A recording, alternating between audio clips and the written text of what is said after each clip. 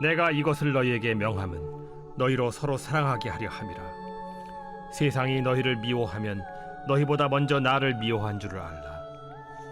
너희가 세상에 속하였으면 세상이 자기의 것을 사랑할 것이나 너희는 세상에 속한 자가 아니요 도리어 내가 너희를 세상에서 택하였기 때문에 세상이 너희를 미워하느니라. 내가 너희에게 종이 주인보다 더 크지 못하다 한 말을 기억하라. 사람들이 나를 박해하였은즉 너희도 박해할 것이요 내 말을 지켰은즉 너희 말도 지킬 것이라. 그러나 사람들이 내 이름으로 말미암아 이 모든 일을 너희에게 하리니 이는 나를 보내신 이를 알지 못함이라. 내가 와서 그들에게 말하지 아니하였더라면 죄가 없었으려니와 지금은 그 죄를 핑계할 수 없느니라. 나를 미워하는 자는 또 내 아버지를 미워하느니라. 내가 아무도 못한 일을 그들 중에서 하지 아니하였더라면 그들에게 죄가 없었으려니와 지금은 그들이 나와 내 아버지를 보았고 또 미워하였도다. 그러나 이는 그들의 율법에 기록된 바 그들이 이유 없이 나를 미워하였다 한 말을 응하게 하려 함이라. 할렐루야. 반갑습니다. 참으로 한파 속에 복되고 좋은 아침 맞았습니다. 이 아침에도 하나님의 신령한 은혜와 하나님의 놀라운 축복이 여러분 심령 속에 충만하시기를 주님의 이름으로 축원합니다. 잠시 기도하고 말씀 나눕니다. 하나님 감사합니다.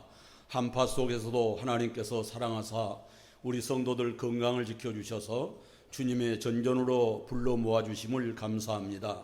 이 시간도 하늘문을 여시고 성령님 이 자리에 임재하셔서 병든 자는 치료하여 주시고 문제 가진 자는 문제를 해결해 주시고 신앙이 연약한 자는 신앙을 굳건케 하셔서 오직 하나님 말씀 붙들고 승리할 수 있도록 인도하여 주시옵소서. 예배를 방해하는 흑암의 세력 제거하여 주시고 오직 하나님의 은혜와 진리만 풍성히 드러날 수 있도록 인도해 주실 걸 믿사옵고 예수님의 거룩하신 이름으로 감사하며 기도드리옵나이다. 아멘. 심리학자들의 말에 따르면 인간에게 일어나는 사건은 단 10%만이 사실이고 나머지 90%는 사건에 대한 사람들의 반응이다, 그렇게 말을 합니다. 그러니까 모든 일에 있어서 긍정적으로 반응하면 그 사람은 긍정적인 사람이 되고 부정적으로 반응하면 그 사람은 부정적인 사람이 된다, 그런 말입니다. 여러분, 어떤 무명 가수나 배우가 하루아침에 거리에 나갔더니 학생들이, 여학생들이, 주부들이 따라다니면서 환호를 지르면서 박수를 보냅니다. 그러나 사실 이것은 10%의 성공인 것이지 100%의 성공은 아닙니다. 이 연예인이 집에 돌아와서 곰곰이 생각해 봤습니다. 만에 하나 이 인기가 떨어져 버리고 없어져 버리고 옛날처럼 그 무명의 시절로 되돌아간다면 나는 얼마나 비참할까. 차라리 이 기쁨을 맛보지 않은 것보다 더 못한 신세로 전락될 거야, 이런 생각 때문에 나중에는 불안하고 밤잠을 자지 못하고 식음을 전폐하고 고민하다가 결국 비관하고 자기 스스로 목숨을 끊었던 연예인들이 들어 있었던 것을 우리는 볼 수 있습니다. 10%의 사실은 있었지만 90%의 반응에 있어서는 안 되는 것만, 못하는 것만, 실패하는 것만, 망하는 것만 생각하다 보니까 그 사람 전체를 지배하는 성향이 부정적인 사람으로 되어버리더라, 그런 얘기입니다. 그러므로 우리 성도들에게서 중요한 것은 사실이 아니라 어떻게 반응하느냐입니다. 사실이 아니라 어떻게 반응하면서 사느냐. 믿음 있는 사람들은 아무리 큰 어려움이 있다 하더라도 10%의 사실을 90%의 반응을 통해서 다 뒤집는 사람들이 그리스도인들입니다. 10%의 사실을 90%의 반응으로 뒤바꾸는 그렇게 사는 사람들이 바로 그리스도인이라는 것입니다. 그러므로 사실 자체에 매여 있는 사람들이 아니라 반응으로 이 사실들을 믿음과 은혜로 뒤바꾸는 성령의 사람들이 될 수 있기를 주님의 이름으로 축원합니다. 자, 그런데 이와 반대의 삶을 사는 사람들이 있습니다. 누굽니까? 바로 예수님 당시에 살았던 사람들입니다. 예수님에 대한 사람들의 반응은 어떤 것입니까? 요한복음 1장 10절로 11절에 잘 나타나 있지 않습니까? 그가 세상에 계셨으며 세상 그로 말미암아 지은 바 되었으세 세상은 그를 알지 못하였고 자기 땅에 오매 자기 백성이 영접하지 아니하였더라, 이렇게 말씀합니다. 자기 땅에, 이 땅에 오셨지만은 하나님을 영접지 않았습니다. 하나님인 줄 깨달지도 못했습니다. 그리고 하나님을 맞아들이지도 않습니다. 영접도 않습니다. 본문 말씀처럼 그렇게 표현을 합니다. 요한복음 15장 23절입니다. 나를 미워하는 자는 또 내 아버지를 미워하느니라. 사람들은 처음부터 예수님을 미워하고 죽이려고 했습니다. 헤롯은 예수님을 죽이려고 베들레헴 근처에 어린 남자들이 태어나면은 다 물에 던져 죽이라고 출애굽기 1장 22절에 명령을 내리지 않습니까? 그러므로 바로가 그의 모든 백성에게 명령하여 이르되 아들이 태어나거든 너희는 그를 나일강에 던지고 딸이거든 살려두라, 그렇게 명령을 내린 것을 출애굽기 1장 22절을 통해서 볼 수가 있죠. 나사렛 사람들도 나사렛의 복음을 전하러 오신 예수님의 낭떠러에서 밀어 떨어뜨려 죽이려고 했던 사건이 바로 누가복음 4장 28절로 29절을 통해서 우리에게 잘 보여주고 있지 않습니까? 회당에 있는 자들이 이것을 듣고 다 크게 화가 나서 일어나 동네 밖으로 쫓아내어 그 동네가 건설된 산 낭떠러리까지 끌고 와서 밀쳐 떨어지고자 하더라. 밀쳐 떨어뜨리고자 하더라. 예수님을 낭떠러지로 끌고 와서 떨어뜨려서 죽이려고 했던 것을 우리는 볼 수가 있게 되죠. 바리새인들과 제사장들은 끊임없이 예수님을 모함하고 미워하고 죽이려고 귀에만 만들려고 작당들을 하고 있는 것을 우리는 성경을 통해서 볼 수가 있습니다. 왜 사람들이 이런 반응을 보이고 이런 태도를 보일까요? 왜 예수님을 못 잡아먹어서 안달이 날까요? 왜 이렇게 반응을 이런 태도를 보일까요? 첫째로 사람들은 자기들만의 생각 속에 갇혀서 살기 때문에 그렇습니다. 자기들의 생각 속에 갇혀서 살기 때문에. 사람들은 예수님을 믿지 않는 죄에 대해서 변명할 수가 없습니다. 왜 그렇습니까? 예수님을 보내신 분이 하나님이기 때문에 그렇습니다. 요한복음 13장 20절은 말씀하지 않습니까? 내가 진실로 너희에게 이르노니 내가 보낸 자를 영접하는 자는 나를 영접하는 것이요 나를 보내는 자를 영접하는 것이니라. 자, 예수님을 믿지 않는 것은 하나님을 믿지 않는 것이고 예수님을 미워하는 것은 하나님을 미워하는다라는 사실을 알아야 되는데 그것을 알지 못하고 있습니다. 그런데 그 당시 바리새인들 중심으로 그들은 이 사실을 인정하지 않습니다. 예수님을 하나님으로 인정하지 않습니다. 예수님을 하나님으로 받아들이질 않습니다. 예수님을 절대로 하나님 보지 않고 있다라는 얘기죠. 그러므로 바리새인들은 끊임없이 예수님으로 하여금 책망을 받고 있지 않습니까? 마태복음 23장 13절은 이렇게 말씀합니다. 화 있을진저 외식하는 서기관들과 바리새인들이여 너희는 천국 문을 사람들 앞에서 닫고 너희도 들어가지 않고 들어가려 하는 자도 들어가지 못하게 하는도다. 자기들도 교회 안으로 들어오지 않으면서 교회 문을 막고 있으면서 교회에 들어가는 사람까지 못 들어가게 한다는 거죠. 바로 서기관들과 바리새인들이 하는 행동이요 반응이요 바로 태도입니다. 그런데 세례 요한의 책망을 받은 많은 사람들은 귀가 열리고 마음이 열려 복음을 받아들임으로 회개하고 세례를 받는 것을 마태복음 3장 5절로 6절을 통해서 우리는 밝히 볼 수가 있게 됩니다. 이때에 예루살렘과 온 유대와 요단강 사방에서 다 그에게 나와 자기들의 죄를 자복하고 요단강에서 그에게 세례를 받았다라고 말씀을 기록하고 있습니다.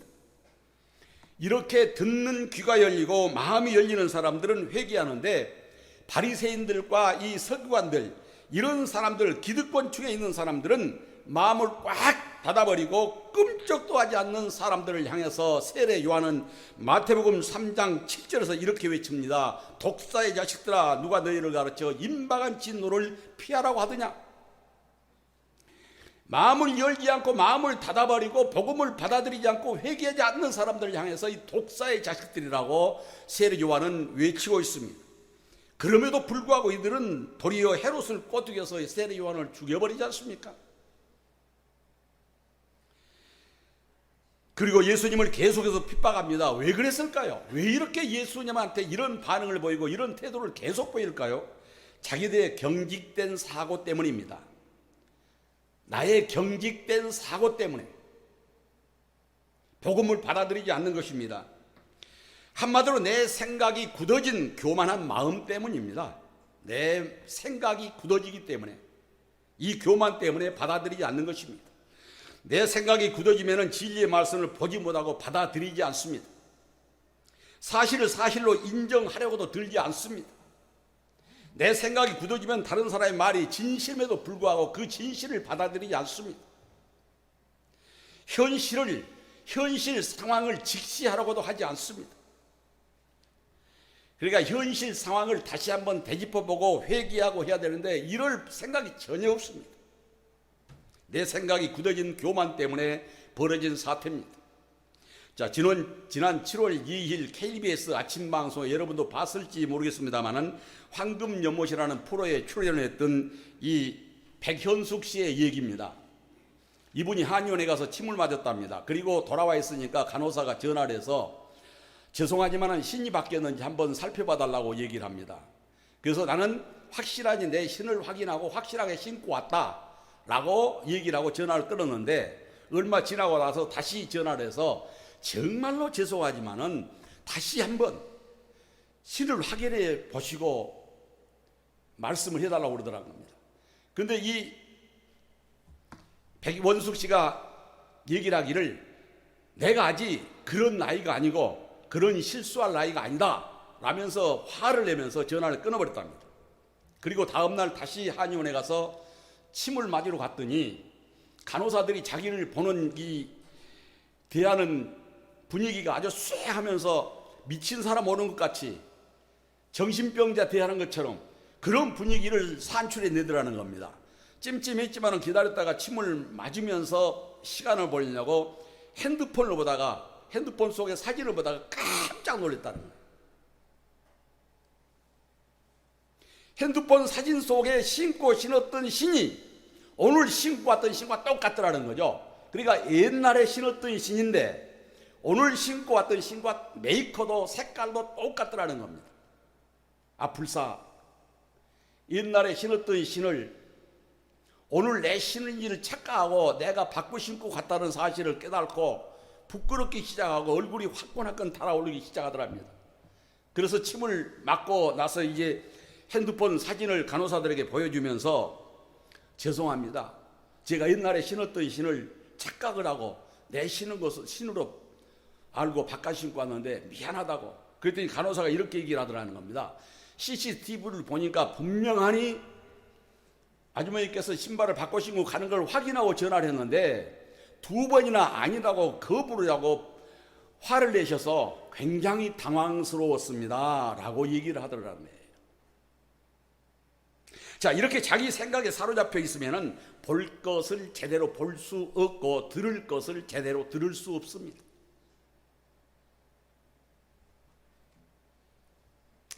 아무리 옳은 얘기를 해도 정의롭게 들려지지 않아요. 바른 말로 들려지지 않습니다. 오로지 자기 중심적으로 생각하고 판단하는데 그것이 자기는 옳은 생각이고 옳은 결단이라고 생각을 합니다. 모든 일에 자기 생각이 너무 자기 집중적으로만 생각할 때는 현실감이 떨어집니다. 신중하게 생각하지도 않고 처리하게 되면 결국에는 후회하는 일이 생기게 되고 다른 사람에게 실망을 안겨줄 수 있는 그런 형편에 처할 수도 있습니다. 백원숙 씨 경우를 보듯이 상대방의 말을 진지하게 듣고 신중하게 처신하고 현실을 다시 한번 철저하게 점검했더라면 이렇게 부끄러운 일을 당하지 않았을 것이고 또한 인격의 치명상을 입지 않았을 것입니다.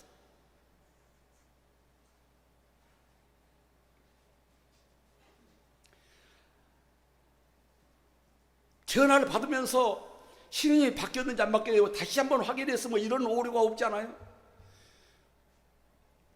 그러고 확실치 않은 거 그렇게 화낼 필요도 없었잖아요. 자기 생각이 굳어져 버리면 남의 말이 귀에 들어오질 않습니다. 자기 생각이 가장 옳고 가장 합리적이라고 아주 단정을 지어버립니다. 내 생각에 너무 깊숙이 빠져서 생각하게 되면 다른 사람의 말이 귀에 걸리질 않아요. 들리질 않습니다. 다른 사람의 말이 깊이 생각해 보지도 않고 심각하게 받아들이지도 않습니다. 이것이 바로 내 생각이 굳어진 교만한 모습입니다. 이런 마음을 가지고 하나님의 말씀을 대하면은, 또한 상대방의 말을 대하면은 절대로 그 말씀이 나한테 들려지지 않습니다. 받아들여지지 않습니다. 이런 마음, 오늘 이 시간에 성령이 불로 태움받는 시간 될 수 있기를 간절히 소원합니다. 지금 이스라엘 사람들은 예수님, 즉 메시아에 대한 자기들의 생각하고 있는 모델이 있습니다. 이스라엘 사람들이 생각하는 메시아는 이 땅에 와서 어떻게 하실 것이다, 어떤 메시아 상을 가지고 있습니다. 자기들이 생각해 놓은 메시아 상이 있습니다. 바로 자기들이 생각해 놓은 메시아 상이 바로 사도행전 1장 6절에 밝히 드러나 있지 않습니까? 그들이 모였을 때에 예수께 여쭈어 이르되 주께서 이스라엘 나라를 회복하심이 이때입니까? 라고 예수님께 묻습니다. 그들은 메시아가 오셔서 압제받고 고통받는 이스라엘 백성들을 정치적으로 로마로부터 해방시킬 메시아를 기다리고 있었던 것이죠. 그러니까 예수님이 이 땅에 오시면은 로마의 압제로부터 우리를 해방시켜 줄 것이다, 이런 메시아 상을 가지고 있었습니다. 그런데 예수님이 이 땅에 오셔서 하시는 말씀이 뭡니까? 사랑해라, 회개해라, 천국이 가까웠다, 영의 양식을 추구해라. 그러니까 이 사람들 생각하고 영 다른 거죠. 자기들이 생각하기는 로마 합정으로부터 해방시켜줄 메시아를 기다리고 있는데, 지금 메시아라고 오신 분이 영적인 것만 얘기합니다. 영성적인 것만. 이거는 제자들의 생각도 마찬가지였지 않습니까? 그러니까 마지막까지 제자들도 끊임없이 이스라엘을 언제 회복시킬 것입니까? 이렇게 예수님께 자꾸 묻지 않습니까? 이런 생각을 가지고 메시아를 기다리고 있으니 지금 이 땅에 오셔서 자기들 앞에 계신 예수님을 메시아라고 받아들이지를 않습니다. 그래서 예수님을 미워하고 죽이려고 했던 것입니다. 문제는 자기들의 고정관념을 바꾸지 않는 것이 문제입니다. 이 이스라엘 사람들의 고정관념을 바꿔버렸더라면 문제가 해결되는데, 이 고정관념을 바꾸지 않기 때문에 문제가 발생한 것입니다. 이처럼 고정관념이란 때때로 내게 유익을 줄 수도 있지만은 하나님 말씀 앞에서는 내려놔야 됩니다. 버려야 됩니다. 내 고정관념이 굳어져 버리면은 상대의 말을 받아들이질 않습니다. 수용이 안 돼요. 자, 고정관념, 소위 전제와 편견을 가지고 하나님 말씀 앞에 서면 하나님의 말씀이 내게 진리로 들려지지 않습니다. 상대의 말이 믿기지를 않습니다. 바로 이 고정관념이 내 길을 막아버리기 때문에 하나님의 말씀으로 들려지지 않습니다. 받아들이지 못하는 것입니다. 그러면 이것이 내 신앙생활에 얼마나 큰 장애가 되겠습니까? 그러기에 우리는 열린 마음으로 하나님의 말씀을 받고 상대의 말을 경청할 수 있어야 돼요. 자, 두 번째로는 사람들은 예수님이 하시는 일을 보고 예수님을 미워했습니다. 오늘 본문 24절입니다. 내가 아무도 못한 일을 그들 중에서 하지 아니하였더라면 그들에게 죄가 없었으려니와 지금은 그들이 나와 내 아버지를 보았고 또 미워하였도다. 자, 이 말씀은 예수님이 하신 일을 보고 사람들이 예수님을 미워했다, 그런 말입니다. 그런 의미의 말이에요. 예수님이 하는 일을 보고 미워했다. 그러면 예수님이 하시는 일이 무슨 일이었습니까? 과연 이들에게 미움받을 만한 일을 예수님이 하신 것입니까? 아닙니다. 예수님이 하신 일은 이미 말씀드렸습니다마는 나는 하나님의 아들이다, 나는 하나님이다, 나를 믿는 자는 영생을 얻는다, 나를 믿으면 죽지 않는다, 이렇게 말씀하셨죠. 그러니까 하나님이 원하신 뜻, 하나님이 원하는 일을 하셨음에도 불구하고 이들은 그걸 받아들이지 않습니다. 바로 그것이 또 예수님을 죽이는 제목이었지 않습니까? 내가 하나님의 아들이다, 내가 하나님이다 하니까 그것을 제목으로 삼아서 예수님을 십자가에 못 박은 것 아닙니까? 또 바리새인들을 공격하는 것이고 사람들의 지지를 받은 것입니다. 또 파당을 만들었다는 것입니다. 또 많은 사람들에게 지지를 받았다는 것입니다. 한마디로 예수님이 싫은 것입니다.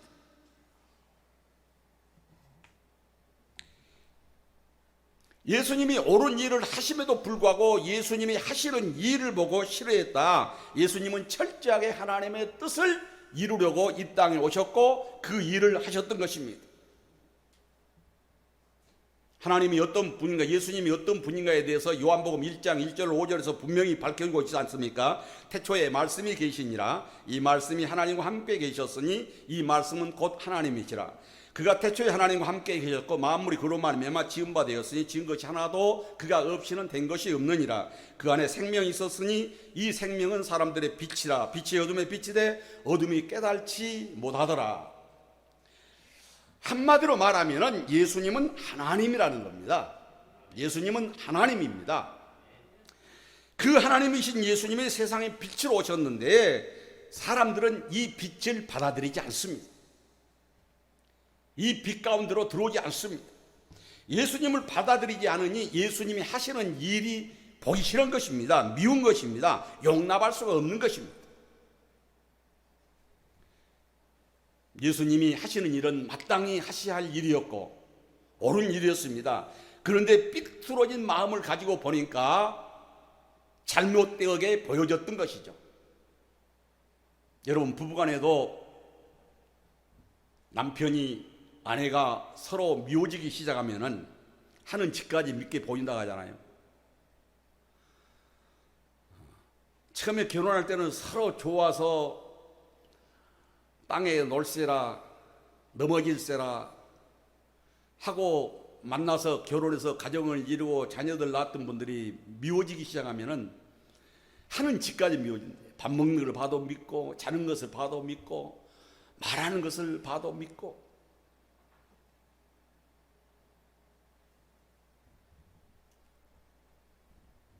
무엇을 해도 예뻐 보이지 않는다는 거예요.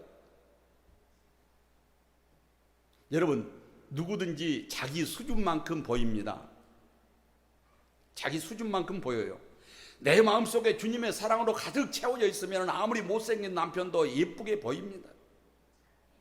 여러분, 오정택 씨하고 그 오정택 씨 부인 보면 나는 그 개그맨 말이에요. 오정택 씨 참 이거 두 분이 너무 대조적이잖아요. 아내는 그렇게 잘생겼잖아요, 이쁘게. 근데 오정택 씨는 얼마나 그 소독농 같이 생겼어요. 그럼에도 불구하고 사랑하고 살잖아요. 내 마음속에 주님의 사랑으로 가득 채워져 있으면은 상대가 쭈그러졌던 곰보였던 예쁘게 보일 수밖에 없습니다. 그러나 내 속에, 내 마음속에 미움으로 가득 채워져 있다면은 아무리 잘생긴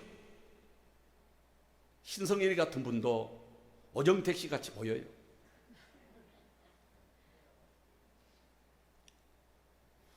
여러분, 상대가 미웃게 보인다면 내 심령 속에 쓴뿌리가 자라나서 커가고 있다는 증거입니다. 반증이에요.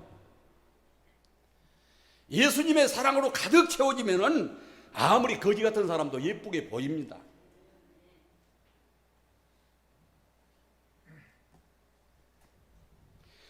여러분, 우리는 많은 것을 보고 들으면서 살아갑니다. 그 가운데 가장 가까이 있는 가족들과 이웃들입니다. 가장 가까이 있는 가족과 이웃이에요. 자, 가까이 있는 것들이 보이는데 보이는 사람들이 사랑스럽지 않고 미워 보인다면은 얼마나 괴로운 일이겠어요. 그렇지 않아요?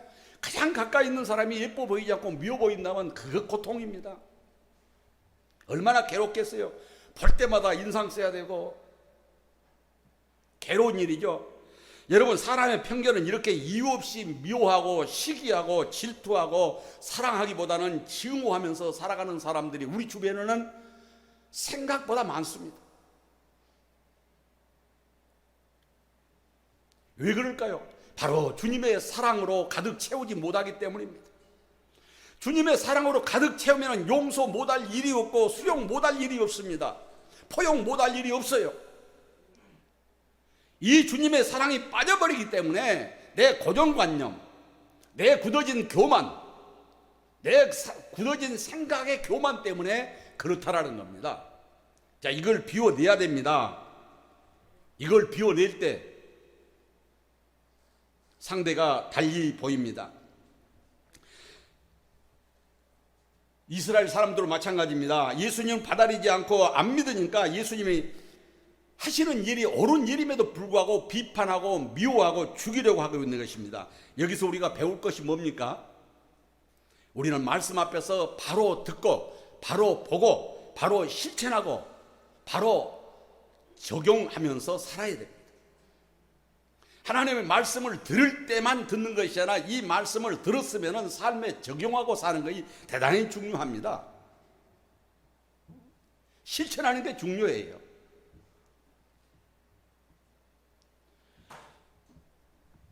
그것이 우리도 바리새인들과 서기관들이 범했던 이 실수를 되풀이 않는 삶의 비결입니다.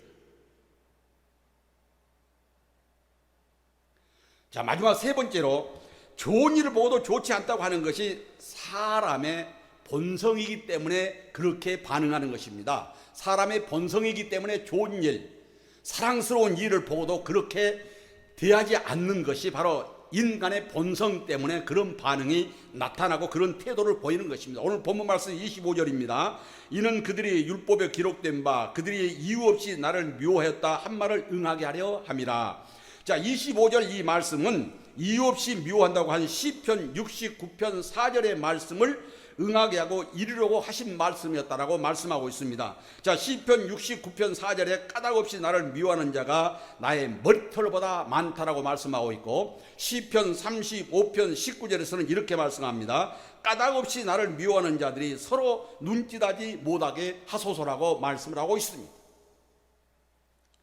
자, 사람들이 예수님을 이유 없이 미워할 것이라고 이미 시편 말씀을 통해서 예언했었던 말씀이라고 말씀을 하고 있습니다. 자, 이 말씀은 사람들의 보편적인 생각을 말한 말입니다. 사람들의 보편적인 생각.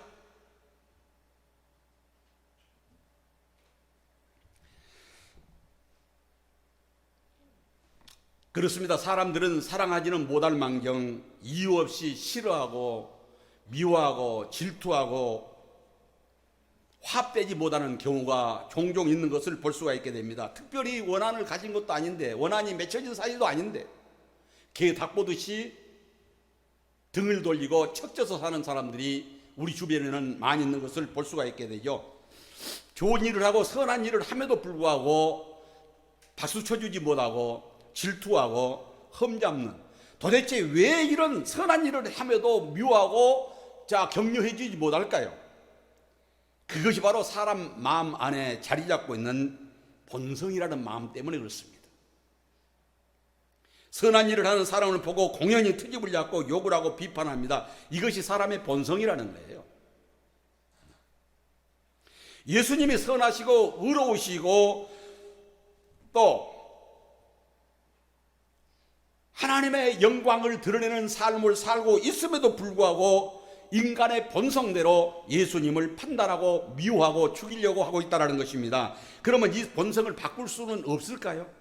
나의 이 개떡 같은 본성을 바꿔버릴 수는 없을까요? 이 못돼 먹은 성질머리 바꿔버릴 수는 없을까요? 여러분, 바꿔줄 수 있습니다. 복음을 제대로 받아들이면 바꿔집니다. 변합니다. 여러분, 삭개오를 보세요. 자기만 알았던 사람 아니에요? 긁어 모을 줄만 알았던 사람입니다. 이웃이 눈에 보이지 않았던 사람이에요. 그런데 예수님을 만나고 복음을 받아들이니까 변해서 보이지 않았던 이웃이 보이니까 자기 재산 4분의 1을 다 나눠준다 하잖아요. 그리고 자기가 훔친 거 있으면 네 갑절 갚아준다 하잖아요.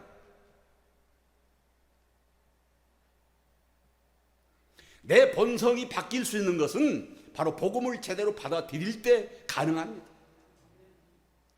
사람으로서는 할 수 없을 때 하나님은 능치 못하심이 없습니다. 그러므로 이 하나님을 믿고 받아들이면 내 이 개떡 같은 성질 버려집니다. 바꿔져요.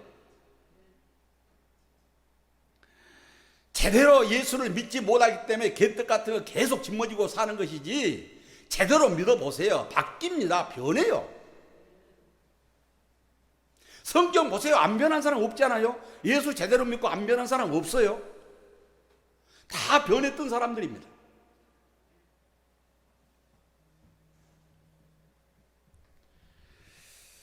여러분, 이 원리를 우리는 갈라디아서 2장 20절을 통해서 우리는 밝히 볼 수 있습니다. 자, 갈라디아서 2장 20절에 뭐라고 말씀합니까? 내가 그리스도와 함께 십자가에 못 박혔나니 그런즉 이제는 내가 사는 것이 아니요 오직 내 안에 그리스도께서 사시는 것이다.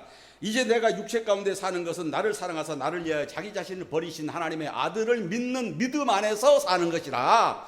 자, 내가 사는 게 아니라 하나님의 아들을 믿는 믿음 안에서 살 때 변할 수 있다는 거죠. 바뀔 수 있다는 겁니다. 십자가의 믿음, 나를 구원해 주신 믿음 안에 살면은 이렇게 달라진 삶을 살 수가 있습니다. 이 고백을 하는 삶, 바울의 삶이 그랬지 않습니까? 이렇게 고백했던 바울의 삶이 어떻습니까? 편견에 사로잡혀서 예수를 미워하고 예수 믿는 사람들을 끌어다 죽이고 핍박했던 사람 아닙니까? 그랬던 바울이 십자가의 은혜를 깨닫고 예수님의 복음을 받아들이고 바로 살게 되고 예수님의 제자가 되어 복음을 위하여 순교하지 않습니까? 복음을 통하여 변하지 않았다면 사도 바울은 끊임없이 예수님을 핍박했을 것이고 교회를 핍박했을 것이고 성도들을 끌어다 죽였을 것이고 핍박했을 것입니다. 그러나 예수님을 만나고 복음을 받아들이니 제대로 받아들이고 나니까 변해서 예수님을 위해서 교회를 위해서 영혼 구원에서 생명까지 내놓습니다. 이것이 바로 변하여 새 사람 된 모습입니다.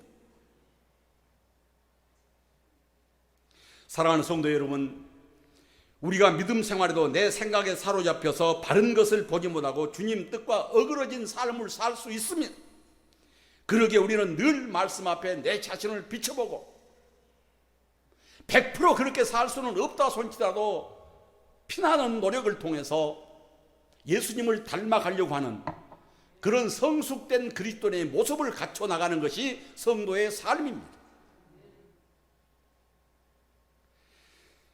여러분, 우리는 내 생각과 내 의지대로 사는 사람들이 아니라 대단히 중요합니다. 나는 내 생각과 내 의지대로 사는 사람이 아니라 예수님이 말씀으로 인도하시고 보호하시는 그 말씀대로 사는 사람이 되었다라는 사실을 인정해야 돼요. 나는 그런 사람이 됐습니다. 예수를 믿음으로 변하여 새 사람이 됐어요. 언제까지 새 사람이 되기를 원하십니까? 이미 나는 내 생각과 내 의지대로 사는 사람이 아니라 예수님이 말씀으로 지시하는 대로 말씀으로 인도하시는 대로 사는 사람이 되었습니다. 그렇다면 열매를 맺어야 되지 않겠어요?